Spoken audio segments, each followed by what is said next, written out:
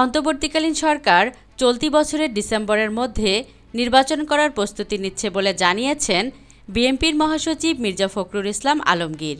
সোমবার রাষ্ট্রীয় অতিথি ভবন যমুনায় প্রধান উপদেষ্টা অধ্যাপক ডক্টর মোহাম্মদ ইউনূসের সঙ্গে বৈঠক শেষে এমন তথ্য জানান মির্জা ফখরুল বলেন, প্রধান উপদেষ্টা এবং তার সঙ্গে যারা আছেন তারা আমাদের আশ্বস্ত করেছেন অতি দ্রুত তারা নির্বাচনের ব্যবস্থা করছেন।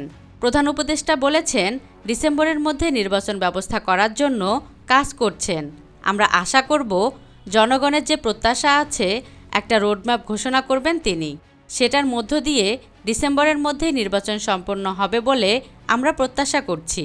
বিএনপির মহাসচিব বলেন, দেশে চলমান পরিস্থিতি নিয়ে উদ্বেগের বিষয়গুলো প্রধান উপদেষ্টাকে জানানো হয়েছে। দেশে যেসব ঘটনা ঘটছে তার দায় সরকার এড়াতে পারে না। সরকারি সংস্থা ও প্রতিষ্ঠানগুলোর সামনে এগুলো ঘটছে, যা দেশের স্থিতিশীলতা বিনষ্ট করেছে, ফ্যাসিবাদকে সুযোগ করে দিয়েছে। তিনি আরও বলেন, সংস্কার করে দ্রুত নির্বাচনের তাগাদ দেওয়া হয়েছে ডক্টর মোহাম্মদ ইউনূসকে। একই সঙ্গে গত 15-16 বছরের রাজনৈতিক দলগুলোর বিরুদ্ধে মিথ্যা মামলা প্রত্যাহারের বিষয়ে নীতিগত সিদ্ধান্ত হয়েছে।